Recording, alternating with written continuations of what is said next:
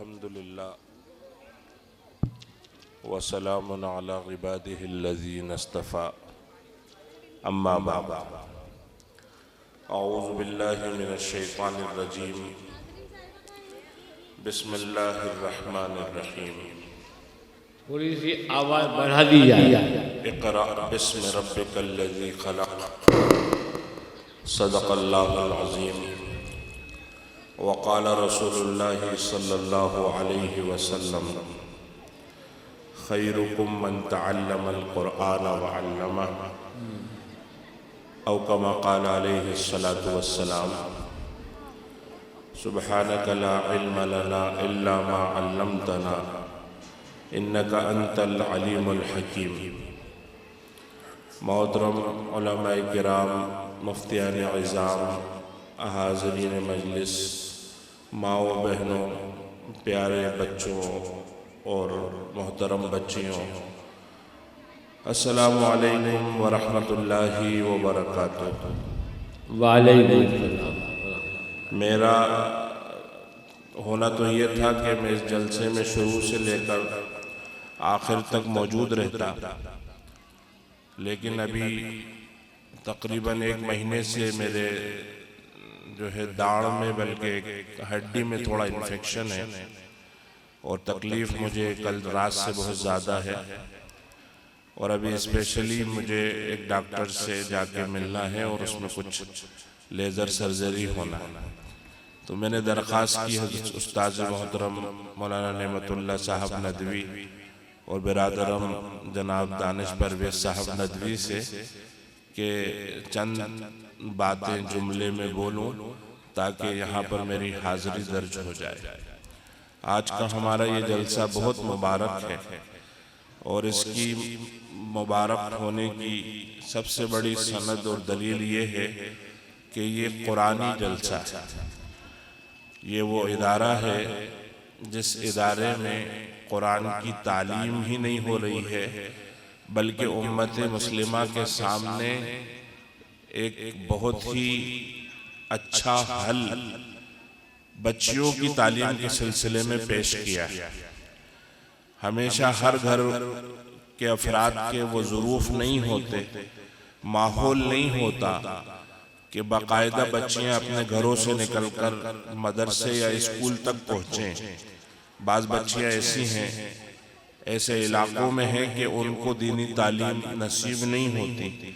تو جس طریقے سے اس وقت دنیا میں بڑے بڑے لوگ، بڑی بڑی شخصیتیں اور بڑے بڑے اسکالرز ڈسٹینس ایجوکیشن کی طرف توجہ دے رہے ہیں کہ جو جہاں ہے وہاں رہ کر تعلیم حاصل کرے، اور بڑے بڑے دنیا کے ایسے سیلیبریٹیز ہیں اور الگ الگ میدانوں کے ماہرین ہیں جنہوں نے اپنے بچوں کو اسکول نہیں بھیجا، گھر میں رکھ کر آن لائن تعلیم دلوائی، اور وہ بچے آگے چل کے بڑے اچھے مقامات پر پہنچے.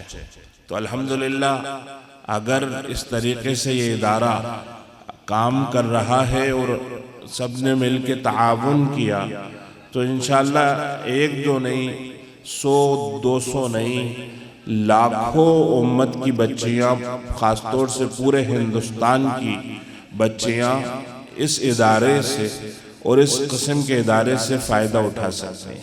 ماشاءاللہ. قرآن کی تعلیم اتنی اہم ہے کہ اس سے زیادہ اہم کسی اور چیز کو نہیں کہا جا سکتا. اللہ کے نبی نے جو فرمایا ہے کہ طلب العلم فریضہ، کہ علم کا حاصل کرنا فرض. تو استاذ محترم موجود ہیں، میرے عزیز جناب قاری راشد صاحب موجود ہیں جو میرے استاذ زادے ہیں. ان کی تائید سے میں یہ بات کہتا ہوں کہ اس حدیث کے مفہوم میں یہ ہے کہ علم کا حاصل کرنا فرض ہے. تو یہ بات بالکل واضح ہے کہ مفتی بننا فرض نہیں. اگر مفتی بننا فرض ہوتا تو جو مفتی نہیں بنتا وہ گناہگار ہو جاتا. یہاں تک کہ قاری اور حافظ بننا بھی فرض نہیں. یہ بڑے شرف کی بات ضرور ہے کہ مفتی بن گئے، آپ حافظ بن گئے، عالم بن گئے، یہ بہت بڑے شرف اور عزت کی بات ہے۔ ڈاکٹر انجینئر بننا بھی فرض نہیں ہے، یہ بھی بڑے فائدے کی چیز ہے۔ لیکن یہ جو تعلیم ہو رہی ہے، جو اس ادارے میں دی جا رہی ہے، جو مکاتب میں بچوں کو دی جا رہی ہے، یہی وہ تعلیم ہے جس کے بارے میں اللہ کے نبی نے فرمایا تھا کہ دین کا علم حاصل کرنا فرض۔ مکتب کی جو تعلیم ہے، یعنی ہر بچہ اور ہر بچی بحیثیت مسلمان ہونے کے اپنے آپ کو پہچانے، اپنے من میں ڈوب کے پاجا سراغ زندگی، تو میرا نہیں بنتا نہ بن اپنا تو بن۔ ماشاءاللہ۔ خود فراموشی بھی اللہ کا ایک عذاب ہے۔ قرآن میں اللہ فرماتا ہے لا تکونوا کالذین نسوا اللہ فانساہم انفسہم، کہ ایسے نہ بننا کہ تم اللہ کو بھول جاؤ۔ جب تم اللہ کو بھولو گے تو اللہ تم کو تم سے بھلا دے گا، یعنی تم خود کو بھی بھول جاؤ۔ تو یہ اللہ کا ایک عذاب ہے کہ ہم اپنے آپ کو نہ پہچانیں۔ ہمارا ہر بچہ پہچانے کہ ہم مسلمان ہیں، ہمارا رب اللہ ہے۔ ہمارا ہر بچہ پہچانے کہ ہمارے رسول محمد مصطفیٰ صلی اللہ علیہ وسلم ہیں۔ ہر بچہ یہ جانے کہ تمام انبیاء علیہ السلام کی ہم عزت کرتے ہیں۔ سارے صحابہ رضی اللہ عنہم اجمعین بغیر کسی استثناء کے ہم سب کے آئیڈیل ہیں۔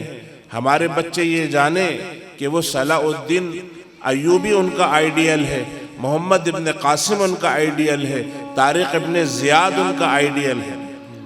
یہ تعلیم کا حاصل کرنا، حرام و حلال کی پہچان ہو جائے، فرائض کا علم ہو جائے، جو خاص طور سے اسلامک آئیڈیل فاؤنڈیشن میں تعلیم دی جا رہی ہے، جو مکاتب میں تعلیم دی جاتی ہے۔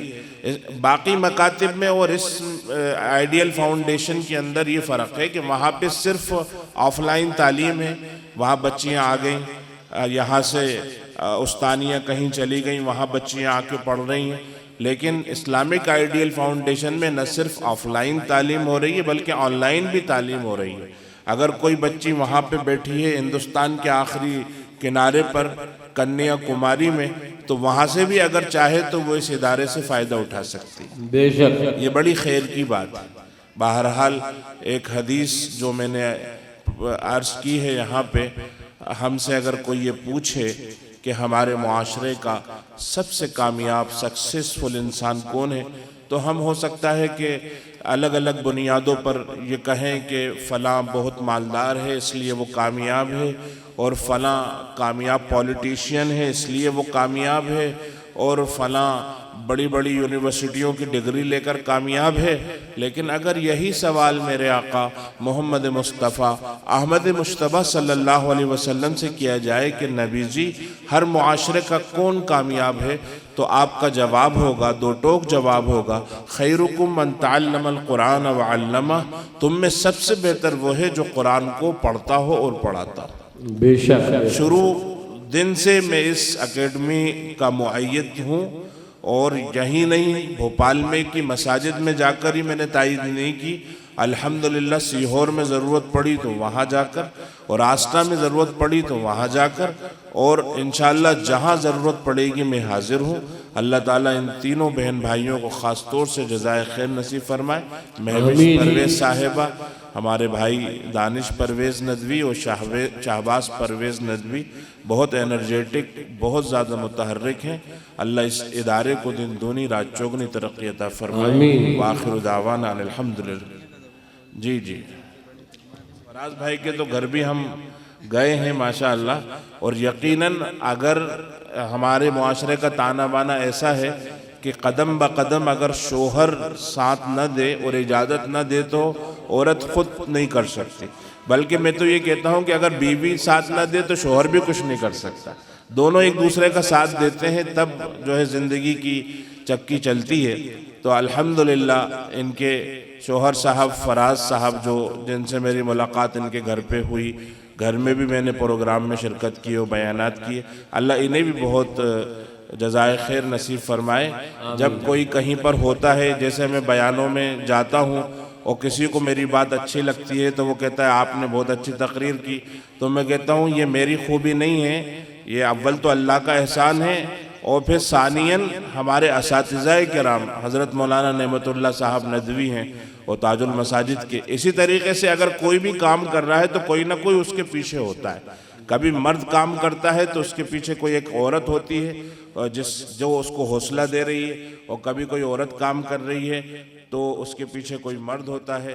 تو کہا جاتا ہے ھذا الشبل من ذلک الاسد، کہ یہ جو شیر کا بچہ دہاڑ رہا ہے اس کے پیچھے ایک بڑا شیر موجود ہے.